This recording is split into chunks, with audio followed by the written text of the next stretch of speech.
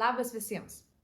Šiandien pas mane svečiuose apsilankys nuostabi muzikantė, kūrėja, menininkė, dainininkė Gabija, kurios istorija gyvenimo labai įdomi.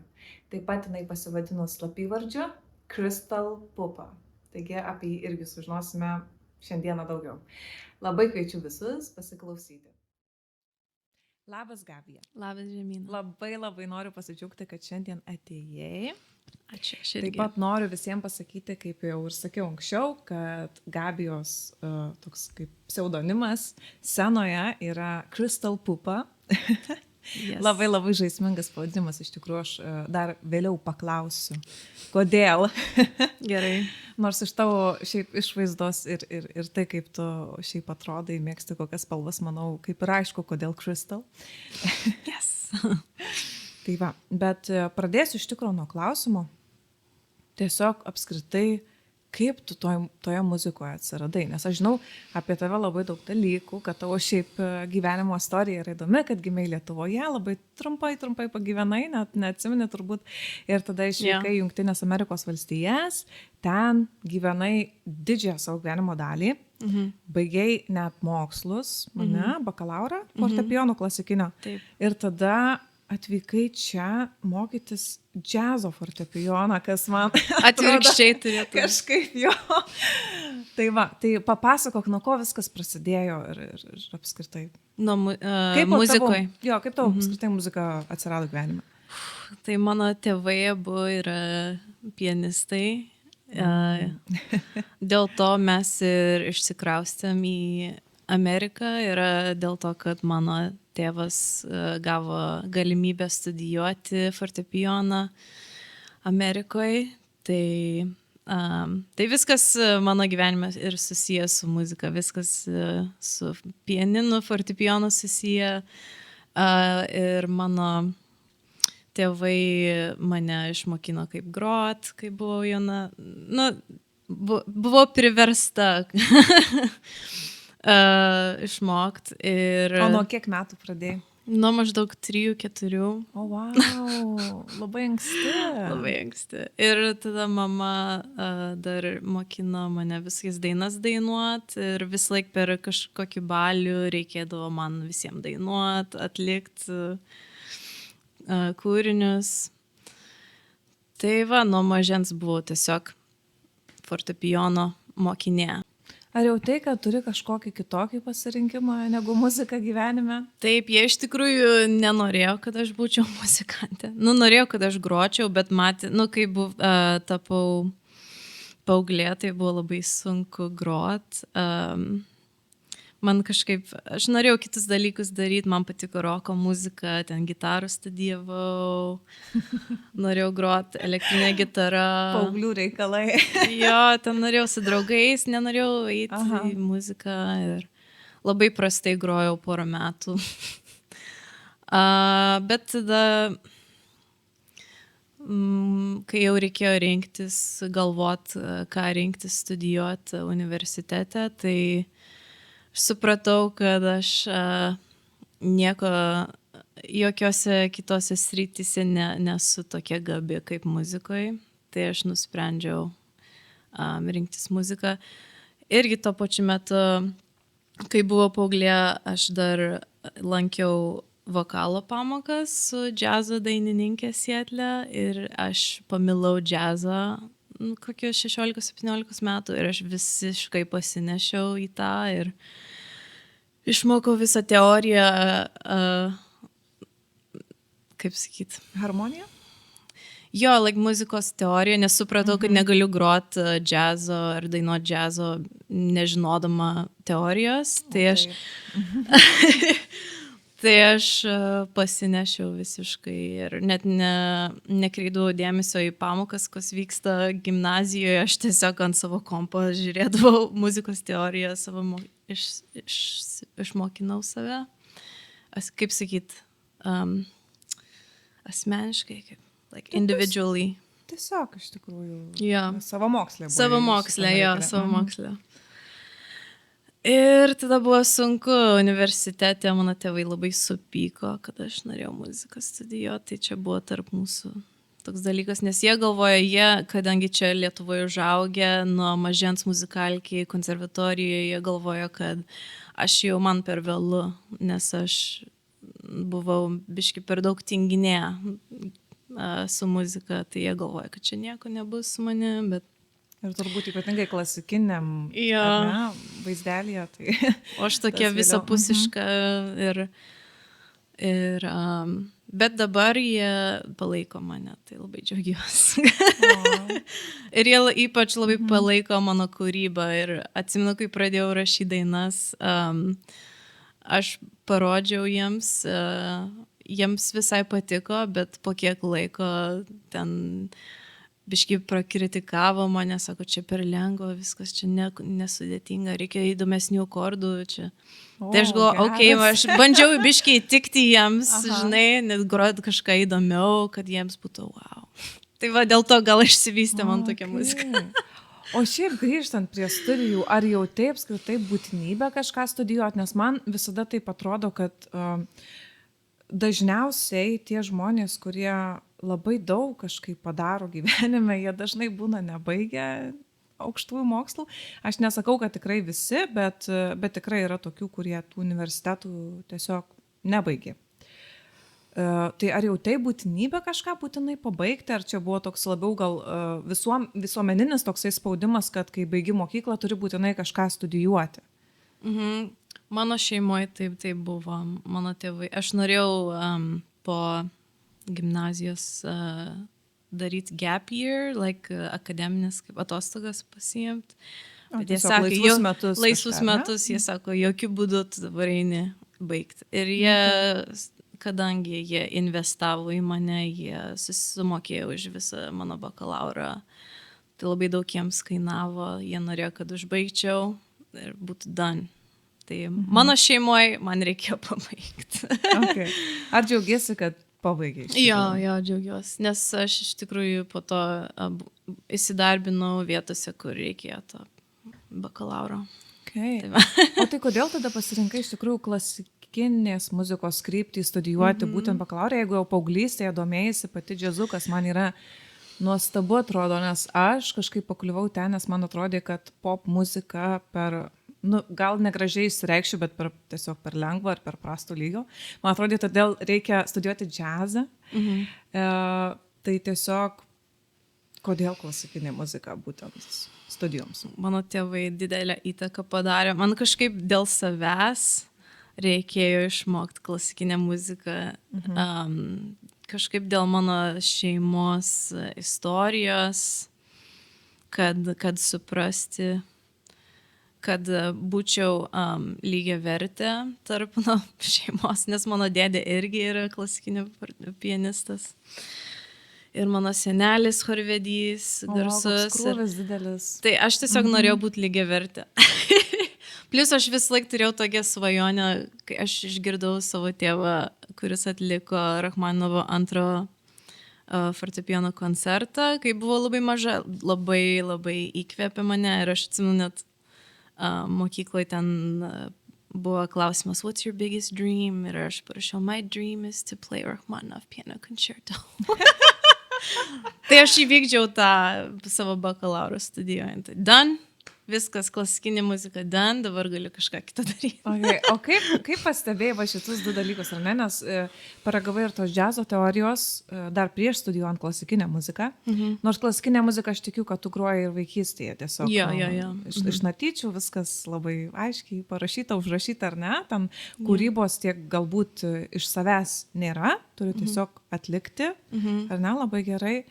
Tai kaip matai tas dvi stilistikas ir kiek jos abi prisidėjo prie tavo kūrybos? Ar matai, kad klasikinė muzika kažkiek irgi prisidėjo prie to, ką dabar darai iš tikrųjų? Ar prie tavo technikos, ar dar kažkaip? Nes, pavyzdžiui, džiazas, tai bent jau man asmeniškai atrakino girdėjimą.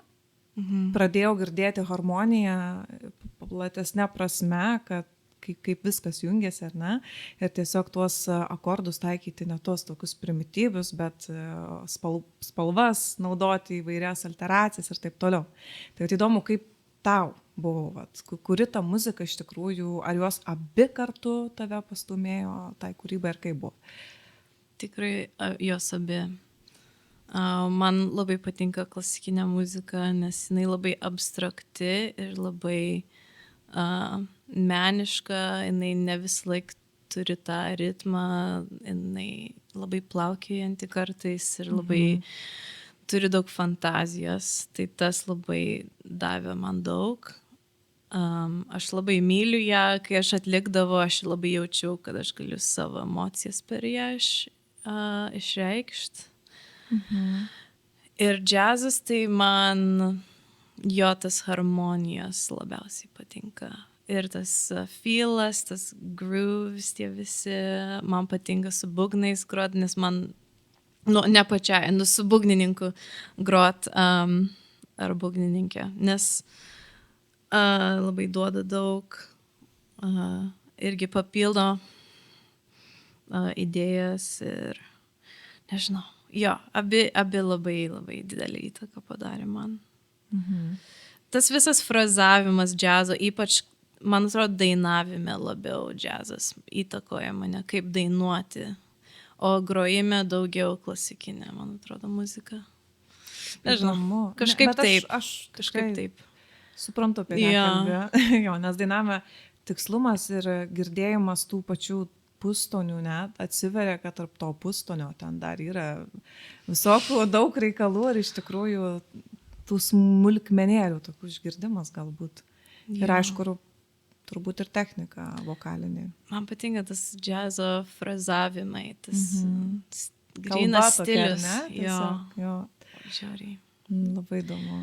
Klasikiniai muzika viskas labai square ir nėra tos improvizacijos, tai man patinka tas laisvumas, kad šiandien noriu taip padaryti, nes aš taip jaučiuosi. Ir, aišku, klasikiniai muzika irgi gali kažką kitaip grot, bet būtinai turi tas natas ir tuo metu, jo. Jo, ta prasme, kitaip tiesiog tai išraiška galbūt, ne, kitokia yra. Jo. O kada parašai savo pirmąjį kūrinį ir atsimeni? Pirmą rimtą kūrinį? Ar... Apskritai. Šiaip realiai kada pirmą. Man labai įdomu, kada žmonės iš tikrųjų pradeda kurti, kada jiem pabunda ta kūryba. Aš turėjau kaimynę, kai buvau maža, antroji klasiai. Ir jinai irgi labai mėgo muziką. Jinai dar vis kuria ir atlieka. Jos vardas yra Alana Ray. Shout out. Oh my gosh. Tai mes su jie labai buvom užsivedę ant tų visų emo, pop-punk grupių. Buvau ir aš ten. Green Day, numeris 1, like Fall Out Boy, Panic at the Disco. Va šitas grupės. Taip. Tai mes grojom gitaras ir pradėjom kurti muziką panašiai. Tai tau buvo kažkur 12, gal 13 ar kažkas tokio? Trečioj klasiai maždaug. Trečioj, ne? Jo. Eik tu savo, geras. Bet jos buvo labai juokingas dainos, bet jo. Aš tikiu. Bet ir tada su kita draugė mes sukūrėm dainą apie chapstick, kuris yra, kaip sakyti, vazelinas. Tokius nesąmonės visiškai apie Gameboys, apie tokius dalykus, apie žiurkėnus, tokias dainas kuria. Bet realiai tai nėra, žinai, nesąmonė, nes kai pagalvoji, tai tu kuri apie tai, ką tu matai ir kas tavo viduje yra, ar ne? Ir apie ką tu galvoji, kur tu būni didžiąją dalį laiko, apskritai, kur praleidi. Tai... Man labai buvo svarbu kurti prasmę su savo draugais ir kai mes susitikdavom, mes vis laik kažką kurdavom, ar vaizdo klipą, mes YouTuberiai buvom, mes ten dainas, kurią mes norėjom apie save prajuokinti visada. Kaip ja. Ne, tai kartais dainos. Labai, manau, pozityvi patirtis tokia, kuri iš tikrųjų galbūt vėliau net nejučia pasąmoningai pastumėja kurti rimtus dalykus ateityje. Taip. Nes tu jau esi prie to prisilietęs. Man, žinai, būna labai keista, kai ir tuo pačiu ir nuostabu, kai žmogus sugalvoja ten 20 kelių pradėti kurti. Atrodo, wow, kaip nuo ko jis pradeda, kodėl jam tas noras yra ir apskritai, jeigu jis niekada to nebandė daryti. Nes šitie visi pasižaidimai vaikystėje, tai, manau, labai labai reikšmingi visam vystymuisi, kūrybiniam ir apskritai meniniam, kaip Kad menininkui. kurti yra labai pagimdai kažką visiškai naujo ir taip neaišku, kas bus ir visą laiką yra labai įkvepiantis dalykas, nežinau. Taip, absoliučiai. Nesvarbu, kada pradedi. O kada Prasminga. įrašei pirmąjį, taip jau, sakykime, profesionalų savo kūrinį?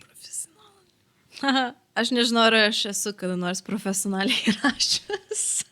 O, iš tikrųjų, jo.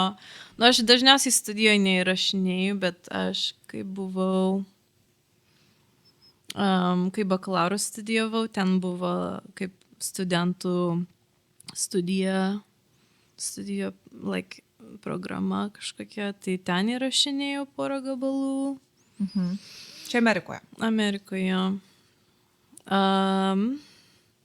Bet ten grinai studentui padėti su namų darbais. Bet jau prisidėjai prie to, ne? Ir tada aš dar su ansambliu grojau, dainavau, kai bakalauro studijavau ir mes ten gražioj studijoje irgi rašėm. Tai jau maždaug tokio amžiaus, universiteto amžiaus pradėjau biški lysti į studijas. Bet čia neįprastas būdas man įrašinėti. Dažniausiai aš viską vieną darau arba su draugais namuose. Na, tai čia nuostabu, aš manau daugelis tai iš tikrųjų daro. Kai pamatai, net kartais nustembi, kurie čia įrašinėjo tą kūrinį, taip gerai skamba, kodėl. Jo, tai studija tikrai šiais laikais nėra būtina, bet kada tavo pirmasis kūrinys išvydo pasaulį, toks jau užbaigtas? Tai turbūt su šita grupė. Nes aš anksčiau tik tai tiesiog demo versijas turėjau, kažkokias ant Bandcamp uždėdavau. Man atrodo, čia mano pirmas projektas rimtas buvo. Gabija and the Blue Claims. Yes. Taip. Tai mes, man atrodo, pradėjom 2018. Aš jau anksčiau bandžiau labai, aš šitas dainas parašiau labai senai, kai aš bakalauro studijavau, man buvo nuo 18 iki 23, tam laikotarpį parašiau šitas dainas. Ir vis laik stengiausi surasti tuos muzikantus, kur įvykdytų mano viziją, bet nerasdavau. Bet tada pagaliau po kiek laiko, 2017-2018, atėjo laikas, atėjo žmonės teisingi ir galėjom padaryti gražią versiją šitų dainų. Jo, smagu iš tikrųjų išgirsti, kad ieškai, kad neįmi, žinai, pirmo pasitaikiusio tiesiog, kad įrašytų, bet iš tikrųjų pagal skambesį atsirenki žmonės, aš manau, kad čia labai labai yra svarbu. Taip, šitie dalykai. O kaip tas visas procesas vyko tavo įrašų? Ir dar vienas klausimėlis, tai toks, manau, daug kas norėtų, kaip sakyti, sužinoti, tai kokiam tu žanre iš tikrųjų esi? Kaip įvardintum tą savo žanrą, kuriame įrašinėjai? Nes man asmeniškai, aš kai paklausiau tavo kūrybos, man labai patiko. Man iš karto tokie dideli vardai kaip Thundercat arba Little Dragon, man tavo kūryba iš tikrųjų primena tuos skambesius, kur yra tikrai ir džiazo, bet yra daug ir kitų priemaišų, tai galbūt galėtum pasidalinti, kaip tą stilių įvardintum. Tai va, fusion. Fusion. Miksas, ar ne? R&B, jazz, fusion. Gal ir mano dėstytojas vadų Leonardas Biekša sakė, bent Crystal Pupa lo-fi fusion. Tai man tas patinka. Lo-fi. Lo-fi tai, fusion. nes aš girdžiu ten daug ambient garsų visokiausių panaudotų, tai labai čia mano mistikos. Taip, mistikos tikrai yra mano muzikoje. Tie visi ambient garsai, tai gal dabar aš pati jos įsisavino, bet ant šito albumo tai mano tiesiog draugas, tas būgnininkas, kuris čia groja, jis inžinierino viską ir jis tiesiog pridėjo tas vietas. Pridėjo. Jo, bet man patinka, man labai tinka. Okay. Tai kaip vyko tas įrašinėjimo procesas iš tikrųjų? Nes aš kaip suprantu, labai viskas buvo taip ne iš karto ir po truputį ir nebuvo taip, kad, žinai, užsibukinai studiją ir važiuojam ten visą dieną įrašinėjai. Ir dar papasakau, kuo skiriasi iš tikrųjų, nes mes turime čia 2 tavo leidinius, tai abu fiziniam formate. Tai pirmasis yra CD, ar ne? Taip. O paskui antrasis buvo kasetė ir man, kas žiauriai gražu, yra, kad ta kasetė rožinė. Ja. Tai visiškas old schoolas, nes aš manau, kad labai mažai kas turi jau kur klausyti apskritai kasetes, bet man tai labai miela kažkaip. Nes... Man irgi miela kasetės. Oh. Prisimeni vaikystę kažkaip iš tikrųjų, nes kartu buvo dar ir kaip Lietuvoje, aišku, gal šiek tiek kitas vaizdelis viso to, bet aš atsimenu labai, kad aktyviai buvo leidžiamos vaikiškos būtent kasetės. Aišku, visos kasetės. Telebimbam ar ten olele vaikai, ten visokie tokie ir kažkaip ir kartu maišėsi jau ir su CD, nes iš užsienio atkeliaudavo tie CD, atsimenu, mano tėtis ten parvežęs buvo ne vieną iš Vokietijos būtent, nes Lietuvoje dar jų taip mažokai būdavo, arba jie būdavo brangesni už kasetės, bet paskui jau visiškai perėjo tą CD ir tada grįžo vinilai. Tai toksai dar irgi įdomus posūkis, nes bet vinilą labai brangu šiaip išsileis. Jo. Ir kokybiškai. Jo, ir kad dar kokybiškai, nes ir masteris turi kitoks būti atliktas. Jo, bet grįžkim prie tavo albumų, kaip viskas vyko ir kaip įrašinėjai ir tiesiog. Okay. Aš esu labai kaip fortunate. Ar tiesiog labai pasisekė? Ja, okay. Aš labai dėkinga, kad esu susiradus labai fantastišką bendruomenę Sietle muzikantų. Mes buvom kaip kolektyvas, mes geriausi draugai ir buvo toks namas mano draugo Bobby Grooves. Bobby, jo senelio pastatytas namas. Tai ten buvo kaip mūsų hub ir ten buvo didžiulis kambarys, pilnas instrumentų ir ten vis laik vykdavo džemai, rašinėjimai, viskas. Ir jie turėjo tokį interface, 8 inputs, tai liuks. Aš plus turėjau mažiuką savo Focusrite su 2 inputs. Focusrite. Ir laptop, ir tiesiog prisijungiam, ir mes po vieną instrumentą tiesiog įrašinėdavom. Aš neatsimenu, kurį pirmą, gal mano keyboard, scratch įrašinėjom, tada bosą, tada būgnais, tada buvo gitara, ant kokių kelių dainų buvo viola, smuikas.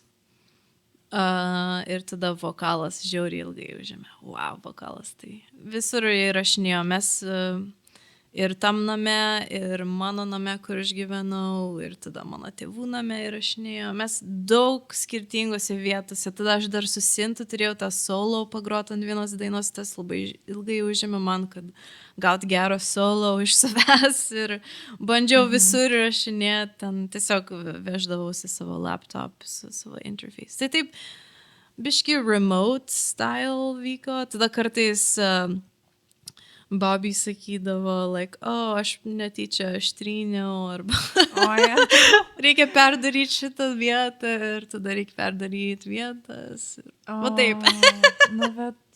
Bet taip kažkaip užbaigiam. Chaotiškai. Bet pavyko.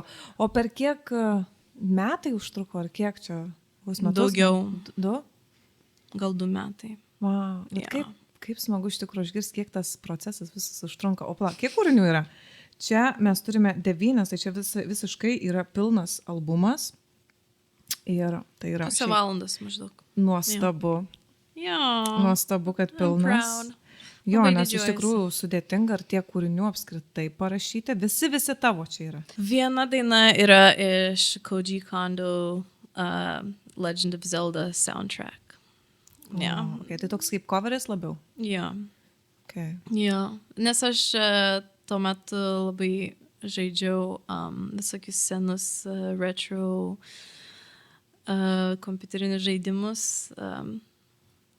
RPGs, tos legendinius, kaip Chrono Trigger. Ir Kirby is not RPG, ne RPG. Nes prieinu prie šito, nes šitas Aha. yra 3 coveriai iš kompiuterinių žaidimų. Tai va. Wow, vat kokia įdomi šiaip kryptis, ar ne? Ja. Ir kiti tie mano draugai irgi labai mėgdavo tos senus žaidimus. Turėjo ten Na jo. Nintendo visokius. Bet ir atgyja ir dabar, ne, labai Jo. kažkaip iš tikrųjų, ir Mario, ir girdi ten tas melodijas, kaip groja, ir ten iš tikrųjų yra ką veikti. Ten labai graži muzika, labai Jo, graži muzika. tikrai Ir labai matau, tu neprimityvi. turi irgi Jo, Nintendo. Yra studija PlayStation 1. PlayStation tai yra, 1, jo, okay. pirmasis, jo. Tai va, nu Jo. labai įdomu iš tikrųjų. Tai kodėl kasetė antra? Geras klausimas, aš neatsimenu kodėl. Neatsiminė, ne? Kodėl? Nes įdomu, kaip dabar apskritai tai vyksta, aš net nežinočiau, kur kreiptis, kad, ta prasme, kasetė atsidurtų mano muzika. Čia Kaune yra Tape Kiosk. Vienas žmogus, man atrodo, jį pavaduoja. O tai, žinai, įrašinėjo su magnetofonas, aš tai atsimenu tokį įrašinėjimą. Įdedi diską ir tada turi tą didelį magnetofoną ir ten viršui kasetę įsideda ir tada gali įrašinėti į tą kasetę iš disko, sakykime. Bet turbūt tavo gal ne taip vyko įrašinėjimas. Aš nežinau, kaip veikia, mes tiesiog siuntėm į kompaniją. Yra kompanijų Tiesiog, Amerikoj. ar ne? Amerikoje. Jo. O buvo išleista Amerikoje. Čia CD Baby, Okay, man atrodo. okay. Jo. Šitas, tai aš pamiršau, kaip vadinasi. Look it up. Labai senai buvo. Mes šitą išleidom 2021. Šitą. O, Šitą biškį anksčiau. 4 metai Biškį vėliau. prabėgo. Jo. Okay. Pamiršau. Kur galima rasti tavo, įsigyti šiuos Jo. kompaktus ir kasetės? Šitą, man atrodo, galim vis tiek per Bandcamp užsisakyti. O kaip reikėtų tavęs ieškoti, nes aš, pavyzdžiui, sakau, Spotify, aš taip susidūriau, žinau, kad tikrai tu esi išleidus pilną albumą ir aš suvedžiau Crystal Pupa, bet aš neradau to albumo. Bet in the bio, Crystal Pupa biografijoje, man atrodo, aš linkinu šitą grupę. Ja. Pridėjus, nes čia kaip Jo. atskiras toks kaip projektas, ne Aha. tiesiog, realiai. Čia su mano 2 draugais, Bobby and Emily Gross. Tai žodžiu, reikia ieškoti Gabija and... The Blue Gleams. Okay. Jo. Okay. Čia visiems, kas ieškos. Taip, ir Instagram @crystalpupa. Tiesiog galite rašyti message. Šitą diską, tai man atrodo, mes internete neparduodam ją, tai tiesiog asmeniškai galite parašyti man, aš nusiųsiu. Okay. Kaip priėjai prie to pavadinimo Crystal Pupa? Labai įdomu. Okay. PG version. Mano vienas buvusis draugas labai buvo susidomėtas, kad aš esu lietuvė ir jis ten bandė ieškoti, kaip dalykus sakyti lietuviškai man. Ir jis surado, kad čia Lietuvoje kartais vadina, kaip sakyti, pet names. Mažybiniais Vardais. Yra, vienas iš jų yra Pupa, tai jis pradėjo mane vadinti Pupa. Ir kažkaip man įstrigo, man žiauriai cute buvo. Man labai cute, aš savo net visus tos DS Game Boys užrašydavau Pupytę. Tai va, dėl to Pupa įstrigo man. O Crystal tai daugiau dėl Sailor Moon, nes man labai patinka Sailor Moon. Ir jinai jinai visąlaik sako Moon, Crystal Power. Ten viskas blizga ir tokie garsai ir viskas. Ja, man patinktis. Taip, blizgučiai. Labai graži muzika to filmuko. Ir gražiai atrodo tas 90s, 90-ųjų Aesthetic. versija. Labai gražu. Wow, dabar grįžinėja vis iš tikrųjų Totoro filmukai ten ir Ponio ir visokie kitokie. Aš tai tų buvau nemačius, bet Sailor Moon tai tikrai rodydavo per lietuvišką televiziją. Jo. Viskas aišku. Tai, o šiaip, aš strigau biskį, čia apkirpsim. Dabar. Viskas gerai. Jau, palato esi galvas. Suformuosiu mintyse. Atsipalaiduojam. Jo. Kada nusprendėjai į Lietuvą atvažiuoti iš tikrųjų, nes aš kaip suprantu, realiai 2 metai, ką gali žmogus atsiminti, 2 metų labai nedaugelis, ką nors gali atsiminti, ne?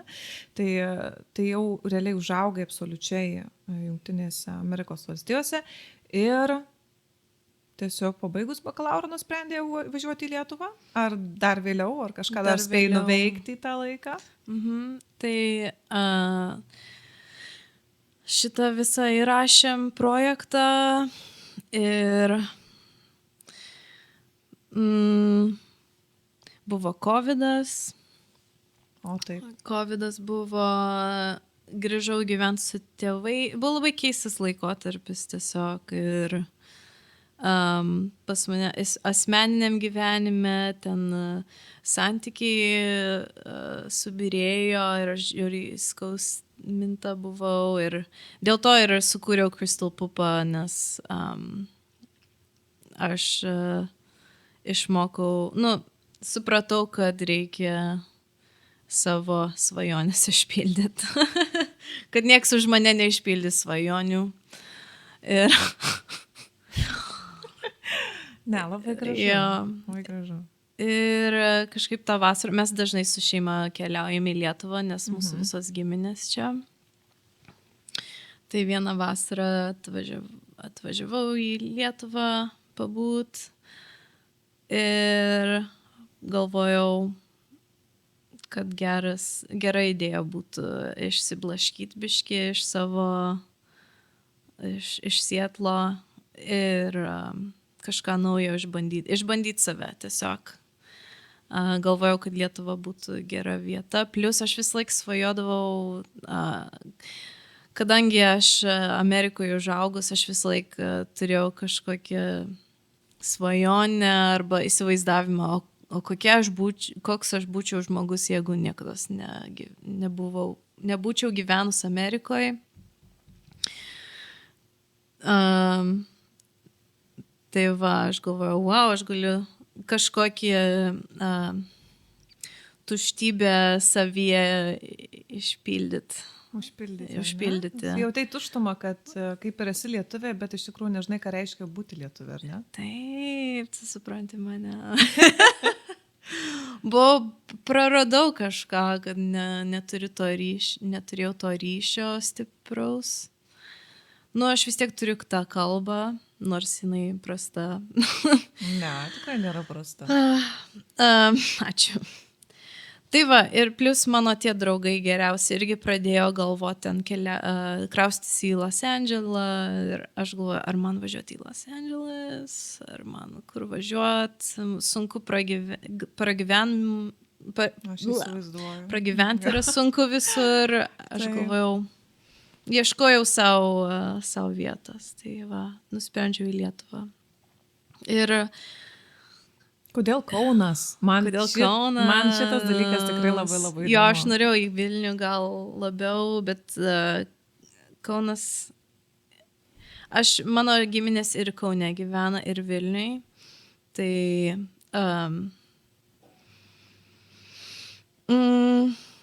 man tiesiog tai buvo lengviausia į Kauną, kadangi turėjau ryšių su VDU. Aš įstojau. Tiesiog pats stojimo procesas buvo šiek tiek lengvesnis, ar ne? Aš norėjau šiaip atvažiuoti į Lietuvą. Nelabai gal žinojai tą skirtumą, ar ne, tarp Kauno ir Vilniaus iš tikrųjų? Aš nežinau. Net nesusimastai, kai iš tikrųjų nesi, kai gyveni svetur. Ir atrodytų, Kaunas antras pagal dydį miestas. Tai ko aš čia tiek jau kitoks bus negu tas Vilnius, ar ne? Iš tikrųjų. Bet yra tų skirtumų, yra. Jo. Bet negailiuosi. Nesigailiu, ne? Nesigailiu. Aš norėjau šiaip atvažiuoti, bet mano dėdė labai siūlė, kad įstočiau, kad greičiau susirasčiau žmonių pažinčių. Ir tai buvo geras sprendimas. Plus, man dar vis yra kompleksas su improvizacija, su džiazu, su grojimu džiazu ir aš galvojau, reikia pamasažuoti, reikia išbandyti save su džiazu ir Ypač man prasminga buvo groti ir mokytis džiazą su lietuviais. Man tiesiog buvo tikrai išpildymas svajonių. Nes Amerikoje užaugant vis laik turėjau savo muzikantų draugus ir savo lietuvių draugus, lietuvius draugus ir aš norėjau, kad būtų lietuviai ir muzikantai draugai. Nu, aš norėjau surasti tų žmonių. Kažkaip per viduriuką visą. Jo, aš norėjau surasti tos žmonės, tai va suradau. Žiauriai buvo prasminga man. Ar patyrė kultūrinį šoką atvykus į Lietuvą? Taip. Aš atsimenu Amerikoje, kai nukeliavau tenai, teko pabūti kelis mėnesius, paskui vėl ten, nes su vyru keliavome, bet kažkaip labai atsimenu tą ryškų šoką kultūrinį. O kaip tau buvo? Visapusišką. Tiesiog žmonių bendravimas, gal nuo to pradėsiu, nuo išplanavimo miestų. Labai kitaip viskas atrodo tiesiog iš esmės. Mastelių dydis, šiaip infrastruktūra visa, kaip keliauti, pavyzdžiui, pačioj šalyje, labai skiriasi, negu kaip mažoj tu šalyje gyveni ir viskas taip daug paprasčiau. Tai va, tokių daug labai momentų. Jo, čia taip patogu viskas, žiūri, čia patogu. Jo. Bet žmonių bendravimas, man atrodo, didžiausias šokas buvo. Jo, čia... Kur paprasčiau užmegzti tą iš tikrųjų santykį, ar Amerikoje, ar Lietuvoje? Amerikoje lengviau surast draugų, surast bendruomenės, bet čia, man atrodo, žmonės daugiau tikri ir tiesiai šviesiai matai, kokie jie yra, o Amerikoje visi labai labai draugiški ir kartais neaišku, ar jie iš tikrųjų nori būti draugiški, ar tiesiog jie ta amerikietiška. Ar tiesiog nori, kad tu jiems patiktų, ar jie tau patiktų ir tada po to jie pamiršta tave. O taip būna dažnai. Man tai kartais atrodo, kad tiesiog tokia kaip kultūrinis dalykas ten yra tiesiog būti mandagiam. Taip. Ir dėl to labai daug kas, gali šiaip nukentėti. Arba, pavyzdžiui, tas palaikymas tų plataus pažįstamų rato yra, nes galbūt man kažkada to žmogaus reikės. Tai man va šitas dalykas labai, labai toks atrodo neskaniai ir nešvariai, nors aš tikiu, kad gal ir Lietuvoje yra tokių žmonių, kurie tą daro, ten tiesiog kažką, bet kažkaip to gilų ryšį sunku gal surasti. Kažkaip man taip pasirodė. Sunku surasti, kas iš tikrųjų bus tavo draugai tikri ir kas iš tikrųjų tau gali padėti. Jo, kultūra kitokia. O kaip, pavyzdžiui, kalbant apie, sakai, muzikinė bendruomenė, man labai patiko, kad pasakėjau šitą dalyką, nes aš apie jį labai norėjau pakalbėti. Tai, sakykime, Amerikoje, Sietle gyvenai ir ten tų muzikantų, aš kaip suprantu, ten tikrai yra daug. Ne? Labai daug. Nes iš tikrųjų didelis labai miestas, Sietlas. Ir kai atvykai į Lietuvą, tai realiai, aišku, tu iškart papuoliai į tam tikrą bendruomenę, universitetinę, ar ne? Kur tų muzikantų yra, bet už universiteto ribų. Ar tu nepasigėdai, kad realiai, kaip ir nieks nevyksta? Man labai liūdna. Aš labai pasilgau, nes Amerikoje visi organizuoja tas koncertus, ypač tas underground scene yra žiauriai faina, labai bendruomeniška, visi palaiko vienas kitą. Gal įvairias spalvė tokia, ar ne? Turėtų būti, aš taip įsivaizduoju, kad tų stilistikų visokiausių yra. It's like a scene, yra scenes visur ir žmonės būrėsi visur, ten ieško kultūros, daro kultūrą. Jie ne dėl pinigų, žinai, viskas yra tiesiog dėl gryno buvimo mene. Tas labai, man to trūksta čia. Nežinau, kažkaip atrodo žmonės neužsiveda čia. Aš bandau, žinai, užkurt kažką kartais ir aš nekartą. Ir matau, kad kartais gęsta čia lengvai.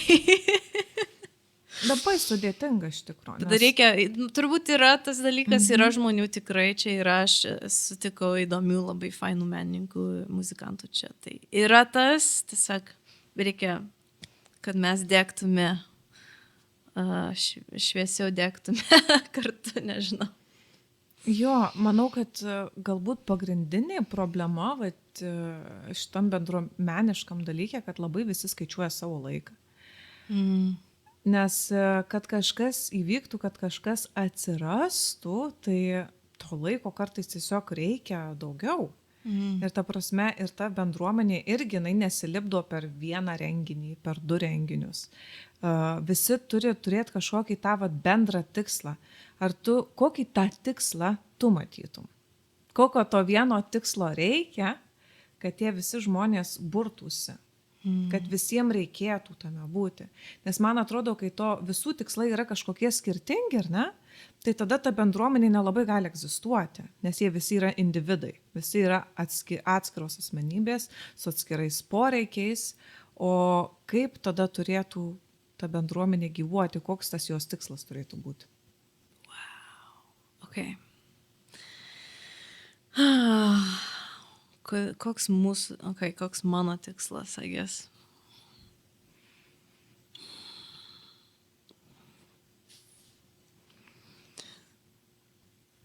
Surast bendrą minčių, kad nejaustis vienišu. Čia yra vienas didžiausių, kad kurti prasmę kartu, kad dalintis savo meilę muzikai ir gyvenimui, kad prasijuokt kartu, kad jaustis, kad esi dalis kažko faino. Ir tiesiog, nežinau, kartais, kai aš su savo tais geriausiais draugais, dabar tik buvau grįžus vasarą ir mes susibūrėm visi kartu vienu metu, mes buvom. Man kažkoks magiškas jausmas atrodo, dėl to gyvenimas yra apie šitą jausmą. Čia yra dėl ko mes gyvenam, dėl šito jausmo, dėl vos ne utopija, tiesiog utopiška. Taip, kažkas magiško vyksta, aš net nežinau. Vadinti utopiją, bet aš manau, kad tai yra visai realu. Ir aišku, žmonės keičiasi, kartais, kažkas, nepatinka, ką kažkas padarė, visokių trūkumai. Bet tu gyveni, čia yra gyvenimas. Bet čia yra gyvenimas. Jo, tai...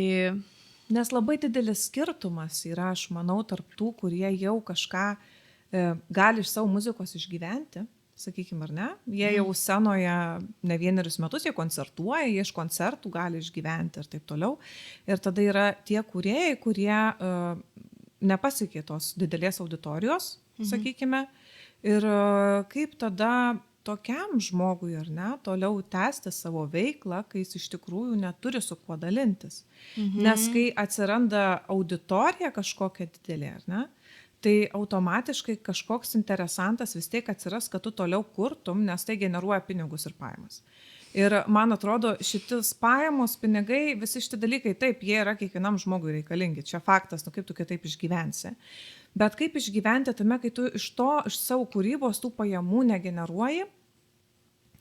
Ir, sakykime, tie koncertai tiesiog įvyksta iš idėjinio to impulso, ar ne? Tu kartais organizuoji, pakoncertuoji kažkur, arba ten kažkokią kitą muziką atlieki, bet į tą programą įtrauki kokį nors vieną savo kūrinį, būna visai. Tai ką realiai žmogus turėtų veikti, kad išgyventų tas menininkas ir Lietuvoje, ką pati veikia? Dirbu muzikalkiai. Okay. Vos ne visi mano draugai turi kažkokį papildomą darbą tikrai, nes iš to negyvena. Ir nežinau, ar gerai dėta įtampa. O tavo draugai Lietuvoje ar Amerikoje? Irgi įdomu. Amerikoje. Amerikoje. Jo. Bet vis tiek tavo darbas susijęs su muzika. Taip, tu kadangi mano muzikos mokykla, ne? Nu, nes aš studijavau muziką, aš turiu laipsnius muzikoje, ne visi turi tos laipsnius. Ir tie, kur neturi, tai jiems gal sunkiau rasti tos darbus, arba jie nenori, aš nežinau. Oficialius. Jo. Nes sunku.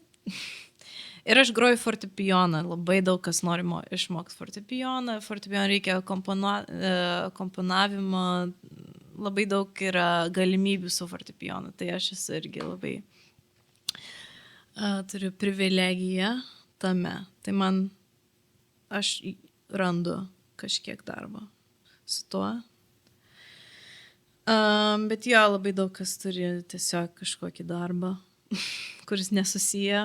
Aš nežinau, kaip pragyventi, aš tikrai ne tas, kuris galėtų atsakyti. Taip, aš manau, kad daugelis. Ypač jeigu nori šeimos, tai aš net nežinau. Daug ko pradėti. Ne, bet aš manau, kad reikia apie tai kalbėti. Jo. Nes iš tiesų atrodo, net studijuojant, kartais aš pati save atsimenu, kai stojau mokytis muzikos, tai kažkaip kažkokių minčių, iš ko aš turėsiu uždirbti, absoliučiai net nebuvo. Ir čia, manau, yra, nelabai gerai, nes turi pamastyti gal. Bet aš nežinau, kaip tas jaunas visiškai žmogus, dar kuris vaikas iš tikrųjų yra, nuo 18 metų absoliutus vaikai dar žmonės yra iš tikrųjų, neįsižeiskite tie, kurie klauso. Bet taip yra, ta gyvenimiška patirtis, jinai susideda iš daugelio dalykų, kur tave... Enjoy. Jo, iš tikrųjų, reikia pasimėgot, kol esi. Tai va, tai kažkaip stoja, kai kuriem gal išsirituliuoja viskas labai teigiamai, kitiem negaliu sakyti, kad neteigiamai kažkaip, nes aš manau, kad mus visus veda ten, kur mes turime eiti ir nieks neatsitinka be priežasties, ar ne? Bet vis tiek kaip atrasti tą prasmę toje kūryboje. Ir manau, kad bendruomenė būtent padėtų tame tiesiog gyventi, nes tai tavo aistra. Tu žmogus degei tuo, tu norėjai viso to. Ir tik dėl to, kad atrodo nesurinki tos kažkokios koncertų salės, tau dėl to reikėtų mesti ir kažką kitą daryti. Tai kažkaip man šitas momentas, tai atrodo, kaip suburti tuos žmonės. Nes kiti labai skirstus į tas stilistikas, man tas patinka. Ir tai labai atskiria žmonės. Yeah. Bet tas bendras ciklas su labai gražių dalykų, šiaip pasakė. Bet reikia vertinti mūsų visų balsus ir skonius ir mes visi galim kartu jos, nežinau, mes visi turim turėti skirtingus skonius. Būtų keista, jeigu mes visi vienodai būtų. Nežinau. Ne, tai faktas. Reikia palaikyti vienas kitą. Taip, net tos stilistikos visos gimsta iš tikrųjų, tai dabar ypatingai daug naujų tų žanrų, subžanrų visokiausių yra prikurta, ar ne, kur ten, sakykime, yra žanras soul ir jis ten turi dar visą šakų krūvelę, į ką dar išsiskirsto tas stilius ir kur dar galima naujų atspalvių surasti, bet tai yra tiesiog miksas kažkieno, ar ne, kažkokio dalelės kažkokios kitos muzikos. Tai jeigu mes sėdėsim tam vienam burbule, tai iš tikrųjų tos kažkokios naujovių irgi neatsiras, ar ne?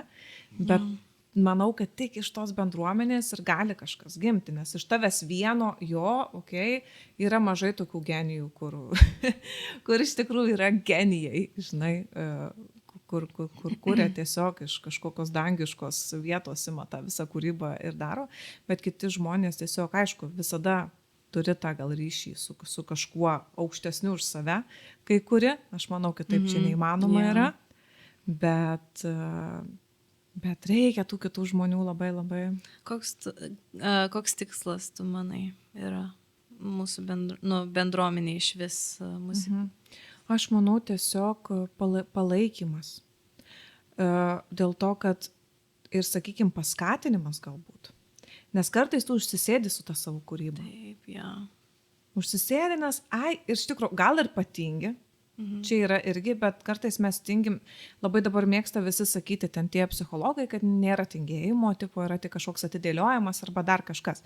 Tai iš tikrųjų irgi yra tiesos, nes tu atidėlioji dėl to, nes manai, kad gal netobula, bet dažnai dėl to, kad nieks neišgirdo. Niekas nepakomentavo, niekas nepasakė, kaip skamba tavo kūrinys. Kartais bijai, nes esi gavęs kažkokią kritiką didelę dėl savo kūrybos, ar ne, kaip sakai, kažkada tėvai pakritikavo, kad per paprastą harmą, tai man žiauriai juokinga, nes mano buvo kritika išgirsta, kad per sudėtinga harmonija, nors man atrodė, kad džiazo pasaulyje tai jau jiem atrodo kaip pop. Tai tokie dalykai, kur visiškai skirtingi ir kiek ta nuomonė kito yra svarbi, visokie tokie klausimai iš tikrųjų yra labai daug, bet manau, kad bendruomeniai mes juos atsakytume. Žinai, to palaikymo. Aš tokią knygą labai gerą skaičiau. Man buvo davus bičiulė mano viena, tai Didi magija vadinasi. Bet ten yra apie rašytoją, kas irgi, sako, aišku, rašytojų. Elizabeth Gilbert, ne. Kažkas jo tokio. Okay. Reikėtų patikslinti, reikės uždėti pavadinimą. Jo, gerai. Tai vat, ir toje knygoje rašė, kaip jinai išbuvo tame, ir man kas labai buvo gražus momentas, nes aišku, turėjau dirbti ir padavėją, ir visokius kitokius darbus, kurie nesusiję su tuo rašymu, nors turėjau ten ir baigus kažką, buvo gal netiksliai rašymą grožinės literatūros, bet kažką kitokį tą diplomą turėjau. Bet buvo labai įdomus momentas, kad tie rašytojai, kurie mėgo rašyti, jie susibūrė į kompaniją tiesiog ir vieni kitiems skaitė savo tos ar poemas, ar kažką, ką jie ten parašė, žodžiu, eilėraščius. Ir jie duodavo tokį kaip feedbacką ir taip jie kartu augo ir jiem padėjo visiems išlipti iš to, kad jie neišgyveno iš to, ar tiesiog tiesiog tame gyventi toje kūryboje kartu. Tai man kažkaip labai to trūksta, nes atrodo tikrai labai dažnai tiesiog bijai parodyti savo tą kūrybą kažkam. Arba žinai, kad tam žmogui tiesiog neįdomu, nes jis neturi laiko, jis daug dirba. Daug kiti muzikantai, pavyzdžiui, gerai jie baigia, ar ne? tą mokslą, bet jie tiesiog daugiausiai jų pagrindinis uždarbis yra iš grojimo visokiose šventėse, ten dar kažkur ir tai visiškai ok yra, bet ta kūrybinė dalis, sakykime, jinai lieka pamiršta tiesiog, nes nėra jai laiko, reikia uždirbti pinigus.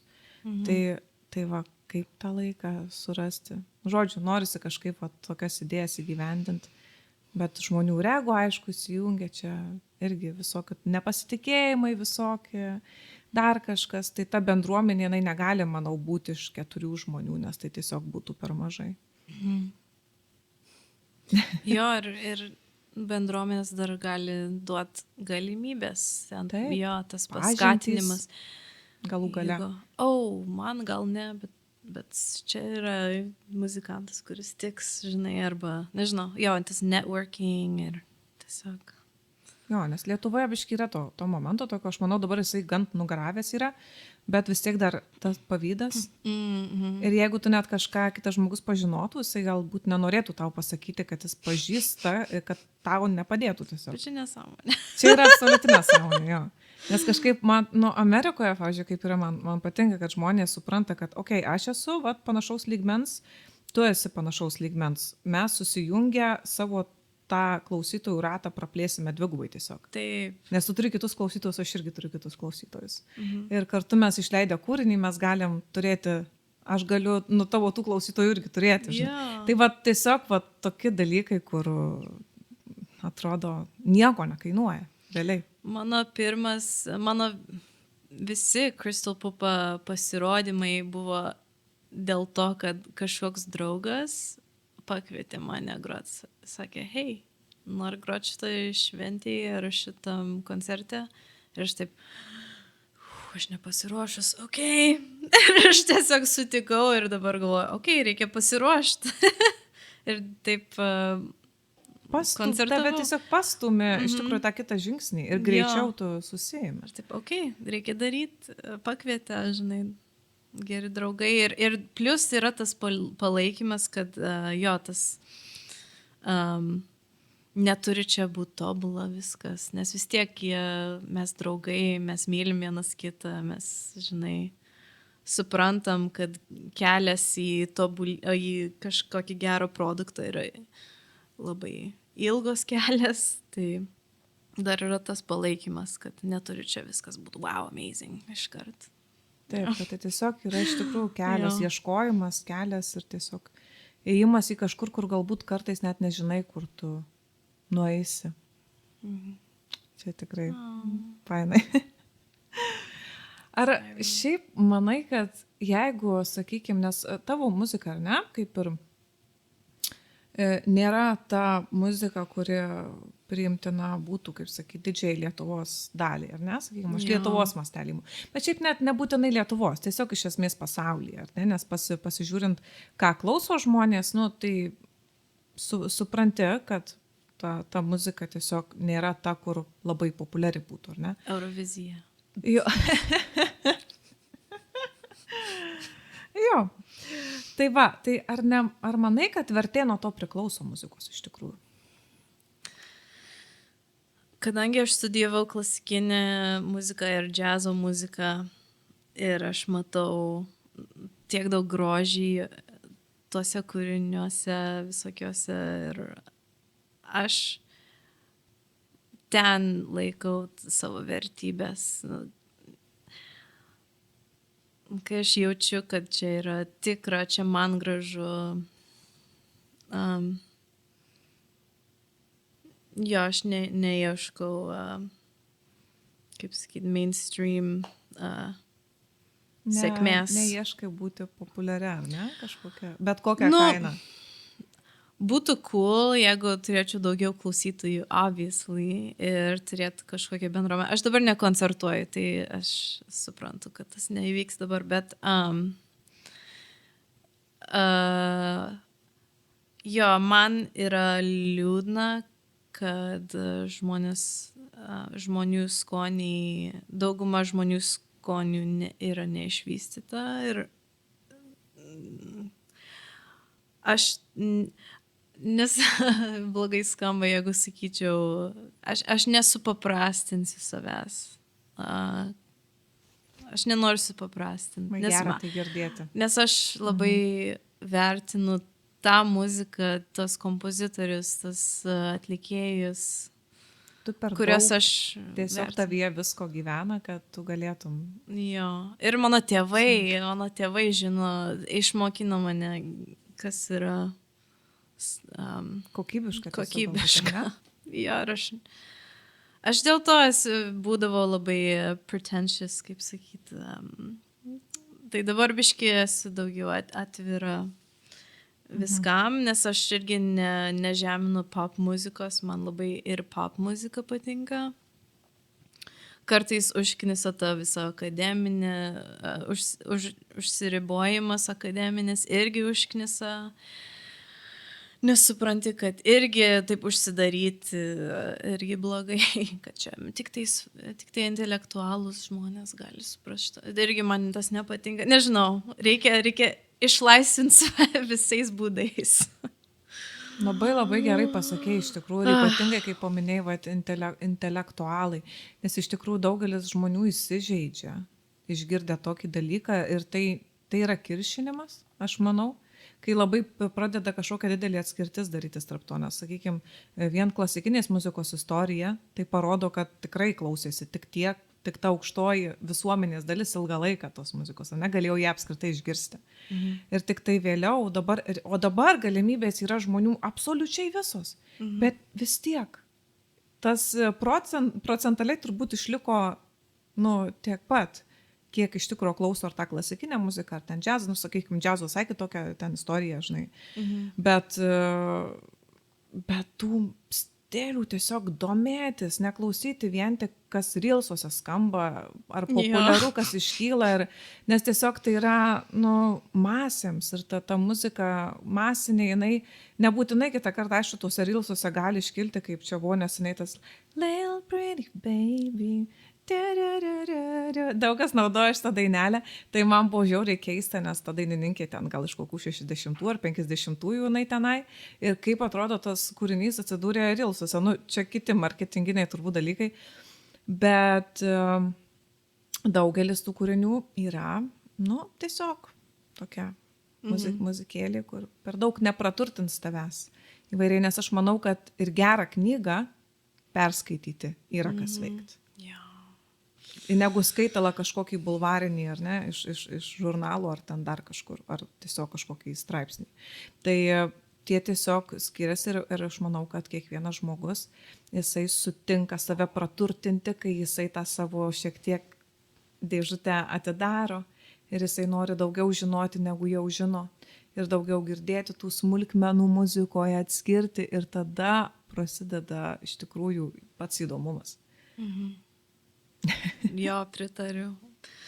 Ir wow, kiek daug muzikos ir gero meno yra pasaulyje, tai niekada visko neišgirsi, nežinosi visko, ir tas yra liūdna, bet tuo pačiu yra labai fainai, nes visą laiką galėsi daugiau surasti. Tik man būna tas gaila iš tikrųjų, kad kitą kartą dėl to, kad tas žmogus neturi auditorijos kažkokios didelės, tu jo tiesiog tavęs nepasiekia tai, nors galbūt tau jo muzika labai patiktų. Tai aš labai noriu palinkėti tau, Gabija, kad tikrai surinktum kuo daugiau klausytojų ir kad tavo vardas dar būtų tikrai labai plačiai išgirstas. Nes aš nemanau, kad laimė slypi šlovėje kažkokioje ar dar kažkur, bet tiesiog, kad toliau galėtum gyvuoti kaip menininkė, kaip kūrėja, kad turėtum to kuro savo kūrybai. Tai labai, labai, labai linkiu didesnės auditorijos, daugiau klausytojų ir daugiau koncertų. Ačiū, Žemyna, ačiū labai, kad pakvietei, ir linkiu tau tą patį. Ačiū labai. Taip. Labai mėgstu tavo muziką ir ačiū, kad skatini šitos dalykus meniškus ir kad jo pakvietei turėti, nežinau, man atrodo labai svarbus klausimai ir pokalbiai čia pas tave vyksta, tai ačiū. Ačiū labai, Gabija. Ir paskutinis dalykas, kurio paklausiu, tai įvardink 3 dalykus, kurie tau asocijuojasi su tavo kūryba. Va, ta mistika, for sure.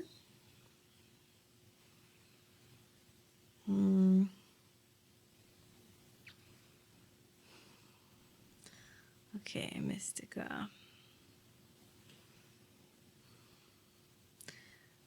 Optimizmas.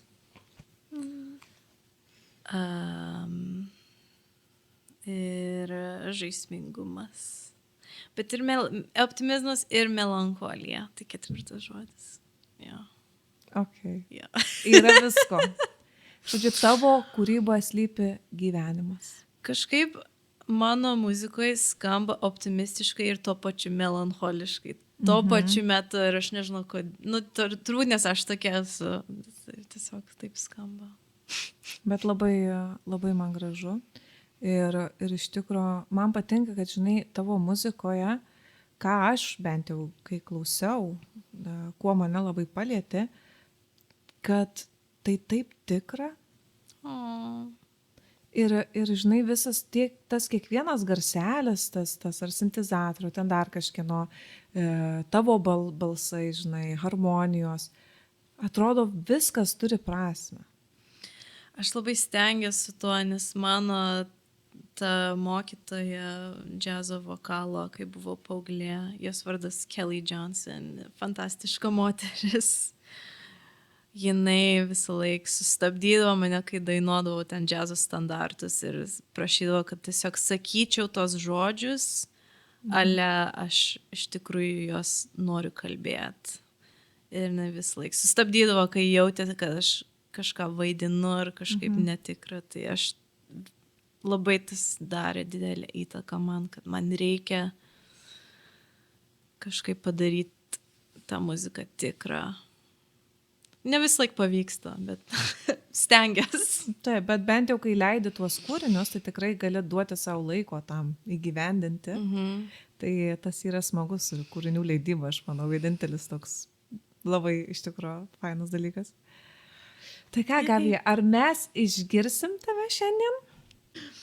Atliksiu dainą iš šito albumo buvau toli, Memory of a Lost Capsule, daina Prophecy. Okay, labai Jo. labai lauksim visi išgirsti. Ačiū. Ačiū tau. Ačiū tau.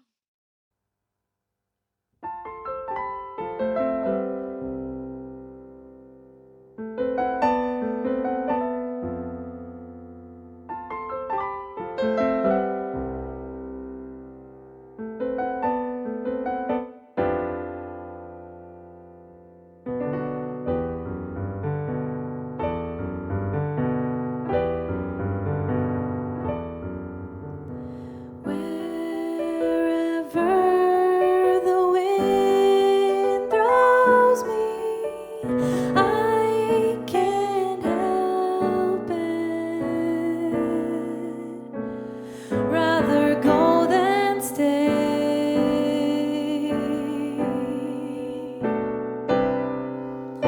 Dream life, improvise on me, blinded by something